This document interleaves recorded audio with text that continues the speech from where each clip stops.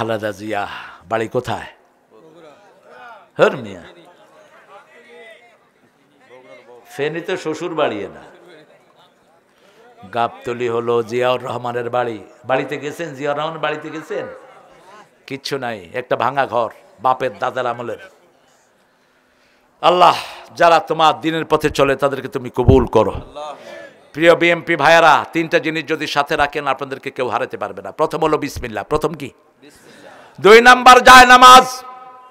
জিয়াউর রহমানের ভাঙা সুটকেসে কি ছিল? যায় নামাজ, আর একটা তসবিহ, আরেকটা কি?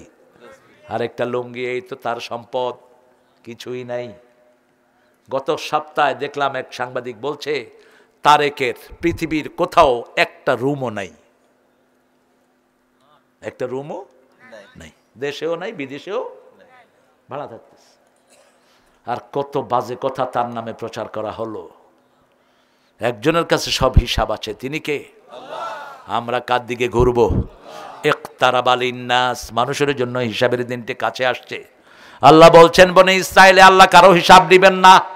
ইকরা কিতাবাক কাফা বিনাফসিকাল ইয়াওমা আলাইকা হাসিবা। You read your book, you are enough to take your accountability. ঠাই নাই ছোট সে তরি, তোমারই সোনার ধানে গিয়েছে ভরি। কোন কবি? সোনার তরি। কিছু ভালো কথা তাল কলমে আসছে কি আসে নাই? ঠাকুর। কিন্তু এত নোংরা ছিল তার পরিবার। বাপ ছিল পতিতাদের সর্দার, ইংরেজদেরকে পতিতা সাপ্লাই দিত। এখন এগুলো আসতেছে সব ইন্টারনেটে। আর ঠাকুরের ব্যবহার বিবির সাথে এত জঘন্য, আপনি শুধু একটু ফ্লিক দিয়ে ইন্টারনেটে পড়ে নিন। বিবি যার ব্যাপারে ভালো সার্টিফিকেট দেয় সে ভালো না খারাপ? রাসূলের ব্যাপারে মা সাফিয়া বলছেন, রাহিকুল মাখতুমের বর্ণনা, আমরা 11 বিবি যখন কাঁদতাম চোখের পানি মাটিতে পড়ার আগে রাসূলের হাতে পড়তো। নবী মোর পরশমণি,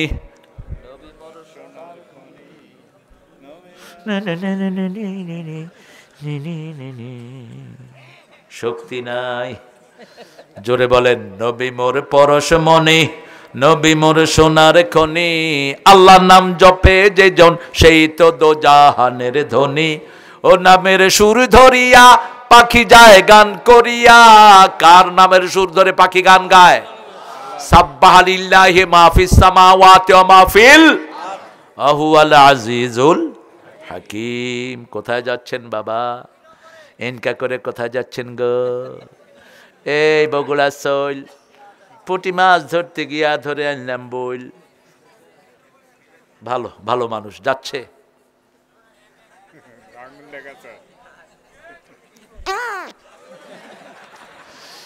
বাংলাদেশের মানুষ যে কত সরল এরা। সিলেটে এক মুরব্বী কয়, বিড়ি খাইতাম বিড়ি। আমি কই যা খা, তুই খাবি, আমি কি তা করতাম? তবে মাহফিলের কোনায় গিয়ে বিড়ি খাইতেছে। আমি বললাম কিতা চাচা হয়েছে না নি? কয় সুখ টান দিয়ার। বিড়িতে যদি সুখ হইতো বিড়িখোর একটারও যক্ষ হইতো না। বিড়িখোর দেখলেই বোঝা যায় উনি যে বাথরুমে বসে এই কাম করেন। চেহারা কি মাশাআল্লাহ, পোলা পানি 3 গ্লাস পানি খায় চেহারা দেখলে। আচ্ছা বলেন তো, বাথরুমে কোনো শয়তানও খায়? ওই দিন কোথা থেকে জানি আমি আসছিলাম ট্রেনে, ট্রেন স্টেশনে মানুষ লাইন ধরা, ভিতরে ওইটা বসে বসে আরেক মুরব্বি ওই যে ধোঁয়া বাইর, ওই যে ভিতরে আছে। তা আমি কি করবো? আর আমি বললাম নিচে দিয়া পানি ডাল। আল্লাহ এই নোংরা থেকে আমাদেরকে হেফাজত করেন। বিড়ি কোম্পানিরা এখন বড় বড় মাহফিল করে আল্লাহর রহমতে। তুই মাহফিল যদি কাবার ইমামরে দিয়া করস কোনো লাভ নাই তোর, ঠিক কিনা? কত লক্ষ কোটি মানুষ তোর বিড়ি খেয়ে মারা গেছে, খবর আছে তোর? প্রতি বছর 22 লক্ষ 20 লক্ষ মানুষ সারা দুনিয়াতে মারা যায় কিসের ধোঁয়ার কারণে? এটা রেকর্ডটা দেখে নিয়েন। এখন তো আপনাদের কাছে কি আছে? গুগল মামা আছে, টিপ দিলে বেরিয়ে যাবে। হিসাব দিতে হবে কার কাছে? সবচেয়ে কঠিন হিসাব হবে কাদের? কিয়ামতে প্রথম হিসাব হবে কিসের? বলেন। নামাজের। কিসের? নামাজ। এই জন্য এই যে দলটা করি, এই দলে সবচেয়ে বেশি কড়াকড়ি কোন জিনিস? নামাজ। 142 ওয়াক্ত জামাতে হইতে হবে। জামাতে, এমনি না। কিসে? জামাতে ইমামের পিছনে হইতে হবে। তাহলে আপনাকে বলা হবে কোন দায়িত্বে আপনি আছেন। আর যদি এটা কমে যায়, আপনি নেতা থাকার কোনো সুযোগ নাই। একটা জিনিস সবচেয়ে কড়াকড়ি, কোরআন তেলাওয়াত একটু বাদ গেল কনসিডারেবল, হাদিস একটু বাদ গেল ছাড়া হয়, ইসলামী সাহিত্য দিয়ে একদিন বাদ যেতেই পারে। কিন্তু জামাত যার মিস হয় তার ভিতরে শয়তানি আছে না নাই? মানুষের পদস্খলন কোত্থেকে শুরু হয়? রাসূলকে জিজ্ঞেস করা হলো আল্লাহর সবচেয়ে প্রিয় মানুষকে। কোন সময় মানুষ বুঝবে সে আল্লাহর সবচেয়ে প্রিয়? রাসূল বলছেন যখন সে ইবাদতে মজা পাবে তখন সে বুঝবে সে আল্লাহর সবচেয়ে, সেজদায় যে আরাম পায় সে আল্লাহর সবচেয়ে প্রিয়। আর আল্লাহ যার পর নারাজ হয় সেজদা দেওয়ার সুযোগ তার থেকে তুলে নিয়ে যায়। সালাবা একজন সাহাবী, কি নাম বললাম? সালাবা। রাসূলের কাছে এসে বলছেন ইয়া রাসূলুল্লাহ আপনি একটু দোয়া করেন আল্লাহ যেন আমাকে অনেক সম্পদ দিয়ে দেয়। রাসূল সাল্লাল্লাহু আলাইহি সাল্লাম বলেন এই দোয়াটা তুমি চেও না। কয় না রাসূল আপনি করেন। রাসূল বললেন চেও না। কয়বার? কিন্তু সে বলছে আপনি করেন।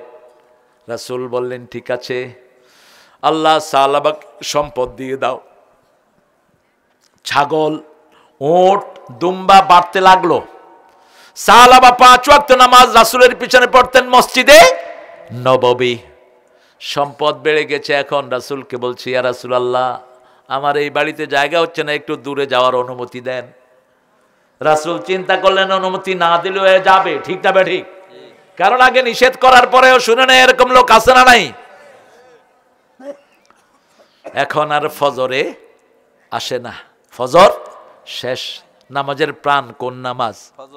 আর নামাজের সবচেয়ে বেশি গুরুত্বপূর্ণ নামাজ হলো আসর।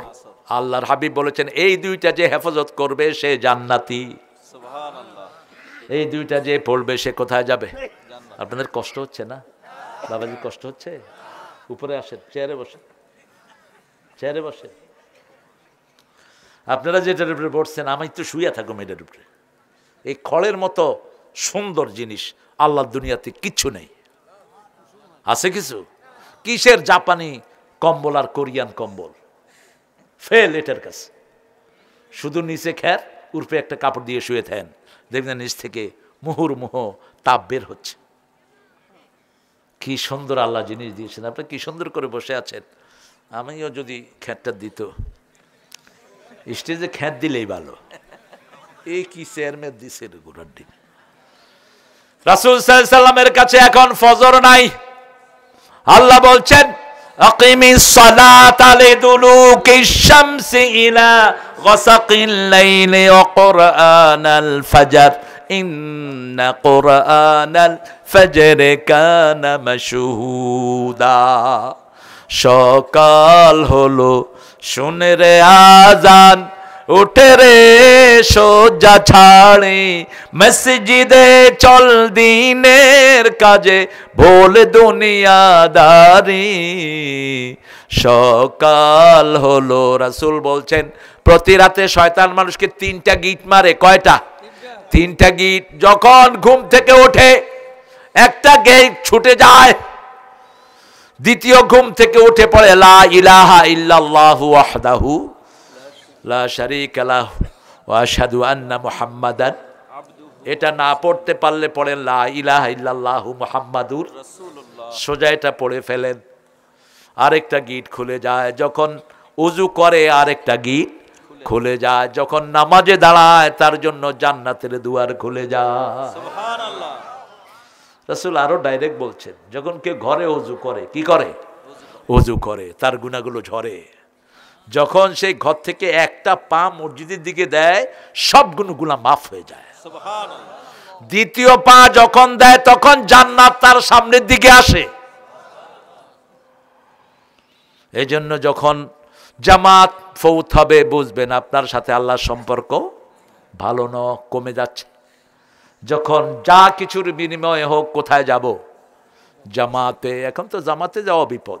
বরিশালের এক লোকেরে জামাত দাঁড়াইছে, লোকেরা ডাকতেছে ভাই জামাত জামাত, হ্যাঁ কয় আমি লীগ। কি বাজাইলা নাম দিছো তোমরা মিয়া? আমার ভাইরা, আমরা ইসলামের জন্য প্রাণ দেব, রাজি আছি তো? ইনশাআল্লাহ। পাঠিয়েছেন কে? আল্লাহ। নিয়ে যাবেন কে? আল্লাহ। কয়দিন থাকবেন বলেন তো? আজকে রাতে কে কে থাকবেন জানেন কেউ? তো এত আনসার্টেনির মধ্যে কেমনে আপনি নিশ্চিন্ত থাকেন? আপনি ইসলাম করেন না, আপনি সুদ বন্ধ করেন না, আপনি বিবি থেকে যৌতুক খায়া বেরিয়েছেন, আর আপনি নিশ্চিন্ত শুয়ে আছেন। আমার ফারুক রাদিয়াল্লাহু আনহু একটা ছেলে ছিল, আব্দুল্লাহ ইবনে ওমর। রাসূল খুব ভালোবাসতেন, রাসূলকে ইঞ্চি ইঞ্চি ফলো করতেন তিনি। রাসূল তার ঘাড়ে হাত রাখলেন। অত্যন্ত প্রিয় মানুষের ঘাড়ে আমরা কি রাখি? হাত রাখি। যেমন আমি আজকে হাত রেখেছি জসিমউদ্দিন রহমানের ঘাড়ে। চিনেন তো ওকে? মুহাদ্দিস শাইখুল হাদিস জসিমউদ্দিন রহমান। দেখি যে এয়ারপোর্টে আমাকে দেখেনি, আমি তো মুখ বাঁধা, গিয়া এরকম করে চাপ দিলাম। চাপ দিছি পরেই এমনি তাকাইলেন, আর উঠে এরকম করে ধরলেন। অনেকক্ষণ দুজন আজাজি করলাম, অনেক গভীর সম্পর্ক আমার সাথে ওর। আল্লাহ তার হায়াতকে দারাজ করে দেন। 13টা বছর তাকে আয়না ঘরে রেখেছে। কত বছর? 13টা বছর। সবচেয়ে বেশি জেল খাটা মানুষ কি নাম? জসিমউদ্দিন রহমানী। আল্লাহ তার হায়াত দারাজ করে দেন। ইবনে ওমরের ঘাড়ে রাসূল এরকম হাত রাখলেন আর বললেন, ইশ ফিদ দুনিয়া কান্নাকা গরীব আও আবিরু সাবিল। ও ইবনে ওমর, দুনিয়াতে তুমি বেঁচে থাকো যেন তুমি অপরিচিত মানুষ। কি মানুষ? অপরিচিত, গরীব, stranger. Seems you are not known to anyone. আপনাকে কেউ চিনে না, আপনিও কাউকে চিনেন না, অপরিচিতের মতো থাকেন। আমাদের হুজুরা তো মাশাআল্লাহ মেকআপ টেকআপ লাগায়া, কেউ আবার ঠোঁটে লিপস্টিক। আল্লাহ আমাদেরকে হেফাজত করো। আওয়াবিরু সাবিল, অথবা রাস্তার পথিক। কিচ্ছু নাই সাথে, পথিকের থাকে কিছু? মুসাফির মুছে রে আখি জল, ফিরে চল আপনারে নিয়া। কোন কবি? হায় হায়, নজরুল। পড়েন, একটু পড়েন প্রিয় ভাইরা। ওমর ফারুকের ছেলে রাদিয়াল্লাহু আনহু আরদা, তিনি এটার ব্যাখ্যা করলেন। সন্ধ্যার সময় বললেন, ফাইদা আসবাহতা ফালাম তানতাজিরুল মাসা, যখন সকাল হয় সন্ধ্যার অপেক্ষায় থেকো না, কারণ এই সকাল তোমার জীবনের শেষ সকাল হয়ে যেতে। কি করে ঘুমিয়ে থাকো ফজর করে কাজা, এমনও তো হতে পারে জোহরে জানাজা। কি করে ঘুমাও তুমি জোহর করে কাজা, এমনও তো হতে পারে আসরে জানাজা। নিজের হিসাবটা নিজেই নেন। সকাল হলে সন্ধ্যার অপেক্ষায় থেকো না, তওবা করো। বিবির থেকে যৌতুক খেলে পা ধরে মাপ চাও।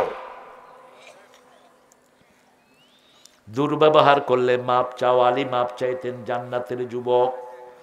ফাতেমার হাত ধরে প্রায় বলতেন, ফাতেমা আমি আপনার যোগ্য নই, আপনার হক আমি আদায় করতে পারিনি, আপনি আমারে মাফ করে দিয়ে।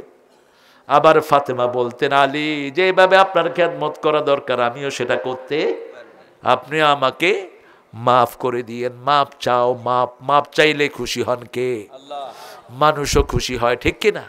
একজনের সাথে ঠেলা লাগলো, আপনি যদি বলেন sorry mate, I didn't mean it, sorry, সম্পর্ক ভালো আছে না নাই? Okay okay, it's okay. আমরা তো, আমাদের মধ্যে অনেক দুষ্ট আছে না নাই? এক ছেলে আরেক বুড়ারে উঠা মাইরা চলে গেছে বাহিরে, উষ্টা মারছে। মুরব্বী যখন খেপছে কয় সরি, মুরব্বী কয় ইটস অলরাইট। ছেলে বলতেছে should I do it again? কত বড় ফাজিল দেখে, কয় এটা কি আবার করব?